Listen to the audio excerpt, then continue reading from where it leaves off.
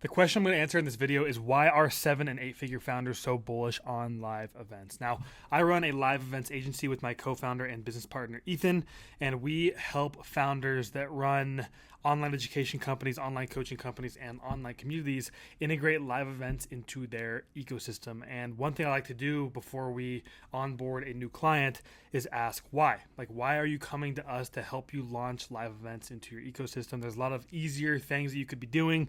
You could keep doing webinars, you could go launch another VSL, you could do ads, you could do another funnel.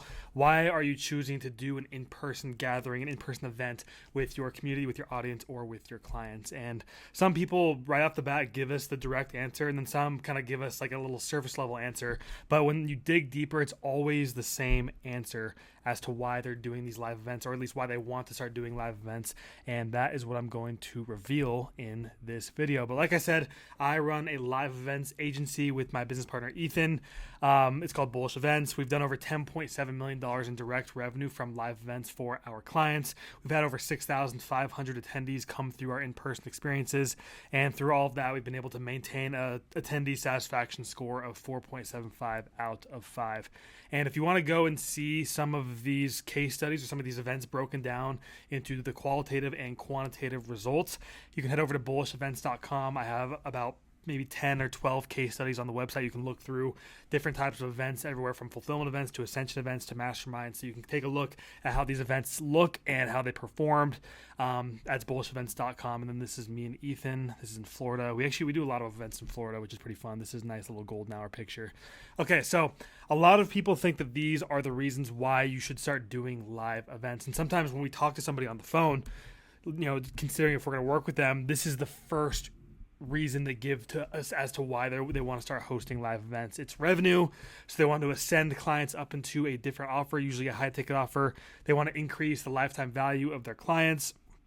They want increased social proof. They want increased authority. They want to strengthen their positioning, especially in the world of AI. That's one thing that we're seeing right now is as AI becomes more integrated into our lives and into our businesses, people are starting to seek out authentic, real human connection. So a lot of founders are kind of scrambling to reposition their business to have an in-person event component, and consumers are looking for businesses like that do have an in-person component. So some people want to reposition, some people want to strengthen their community, and some just want to generate a lot of content for both organic and paid media. So, using event content to post on Instagram, post on YouTube, to run ads, you get the point. So this is often what someone says.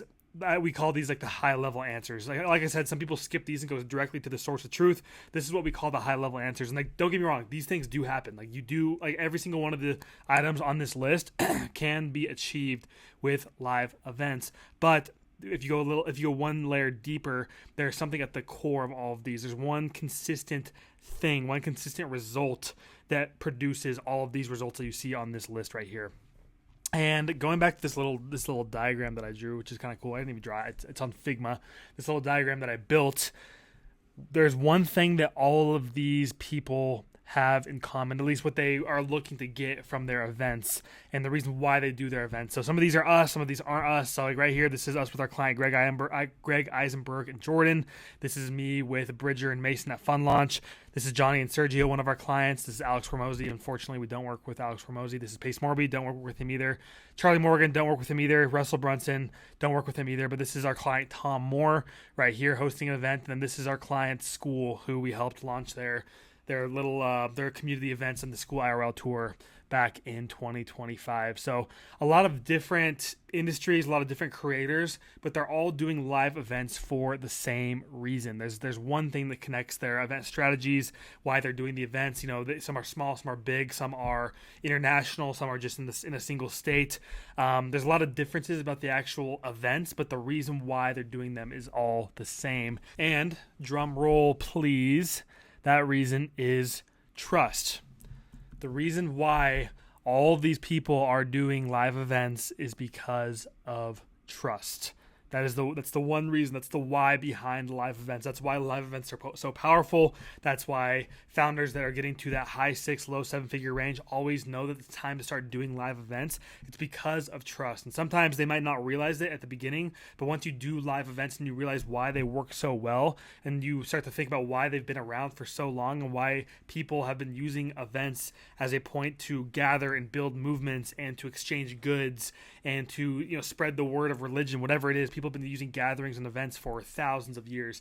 And when you start to do them, you realize it's trust. There's a special type of trust that is established when you host a live in-person event. And when you actually step into the arena with your clients, with your attendees, with your audience, and you do shared work together and you help them solve their problems and you exchange energy and you show up for them authentically, there's a very specific type of trust that's built that just can't be replicated online. It simply cannot. And even down to a hormonal level, the amount of oxytocin that's released when you are in person with a group of people versus when you are virtual with a group of people is completely different. And oxytocin is one of the hormones that helps us build trust with communities and with our tribes. So live events build trust. That is why people do them. That's why they work so well. And then if you come down here to this list, this is kind of the same list you saw before, but just has the right foundation before the outcome. It's always trust. So trust leads to revenue and ascension. So someone comes to an in-person event, they work with you, they do shared work, they experience your energy in real life, they trust you, and then they buy your offer. That's how that works. Lifetime value increase. One way that we like to do this with our clients is by integrating fulfillment events into their ecosystem and attaching fulfillments on to their high-ticket offers. And the reason that works so well is because people start to attend these in-person events. They get to know you, they get to know your brand, they get to hang out with everybody else. They build this special bond, this special trust, which causes them to stay inside of your community longer. The reason why events build social proof, and when you post pictures of yourself at an event and running an event or speaking on stage, it's because of trust. People see you leading a group of people, they see you hosting live events, and they automatically trust you more than if somebody was just standing alone by themselves or wasn't able to prove that they can fill a room with real people in real life. It's whether it's conscious or subconscious. That is the mental shortcut that our brain makes when we see somebody speaking on stage or hosting an event. That's why social proof works with live events. Same thing with authority, same thing with positioning, same thing with stronger community, same thing with content. The reason why this stuff is so valuable and the reason why this stuff happens is because of trust. So that is the main point I wanted to make in this video, but we often get a lot of questions as to why founders just know it's time to start doing events and why people are doing events. And I actually have this same curiosity, or maybe early on in my career, I didn't ask as much, but now every time we jump on a discovery call with a potential new client, and we are thinking about working with them and we're seeing if it's going to be a good fit, we always ask why they want to do an event. And sometimes they will say trust. Sometimes they'll be like, yeah, I'm trying to increase my trust with my current and potential clients. And I'm like, okay, that's awesome. That's usually the source, but people take a while to get there. But some people they'll go through this list. So yeah, I'm looking to sell an offer and make a lot of money, or I'm looking to generate content, or I'm looking to strengthen my positioning. But what they soon come to realize is that doesn't happen unless you build that trust, unless the trust actually checks out. And that's why we're so bullish on designing transformational experiences and making sure that we don't skip the experience design for an event. Because if you just get people into a room and it turns into a pitch fest and it's pure value extraction and you're not giving enough to the attendees and the audience, that trust won't be established. And not to throw anybody under the bus, I love Russell Brunson. I even got him down here. I love what he's done for the info space, the marketing space. But if you go to one of his funnel hacking live events, it's a lot of surface level information where you can't really go deep, but you can't really go apply it. It kind of gets the juices flowing, but you don't really do anything. You don't really move the needle forward.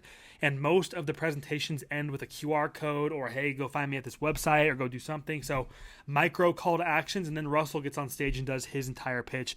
And the reason he has to try so hard during his pitches and the reason why he has to pitch so hard is because that trust hasn't been fully established. It's because he hasn't given enough to the audience and to the people. And it's kind of hard to do when you have multiple thousands of people in the room. It makes sense. But when you have a smaller event, Tom is a great example. At this event, we gave 99.9% of the time. Tom was sitting there walking through all of his frameworks. People were going into breakouts. They were actually implementing stuff in real time. He was think tanking people's problems in real time. He even went as far as to write LinkedIn posts and create LinkedIn content for every single person in the room, so that all they had to do was just go post it. Like, before the event, he downloaded all their voices from their websites and from their content. He looked into all their industries and their businesses, and he actually wrote LinkedIn content for every single attendee in the room, so they didn't have to go through the mental process of creating their own LinkedIn content. Like, that's how much we served people at this event, and we were able to generate over $500,000 in revenue from this event. And you can see there's 16 people in the room, and it was just one tiny little soft pitch during this event that was able to bring that revenue in. And that shows the difference between these two event styles. Is this was a very high trust event, a lot of giving, a lot of value, a lot of transformation. And yes, these events are good, they're valuable, it's cool information, but it's definitely not as transformational and as not value driven as this event is. So the amount you have to pitch at an event, this is kind of like a side tangent, but the amount you have to pitch and the amount you have to sell at an event directly depends on how much trust is established with the people in the room. So that's just one thing to remember, I guess, as you start to go into your in-person events journey, if that's where you are in the process. So just remember, the reason why live events are so powerful and the reason why they work so well and why they've been working for thousands and thousands of years is because they build a special kind of trust that can't be replicated anywhere else but in a gathering, in a group of people. Now, if you run your own online education company or your online coaching company or your own online community and you're looking to start hosting live events, or maybe you already are hosting live events and you're looking to improve them and you want to increase the trust that you have with your current and your potential clients, click the link down below. It'll take you to an application. You can fill out that application. If everything looks good, we can have a conversation about what it would look like for us to work together. If not, no worries. We got tons of free content on this YouTube channel, so hopefully you can watch some of it and go through it, and it'll help you on your journey leveraging the power of live events. Thanks for watching. I'll see you in the next one.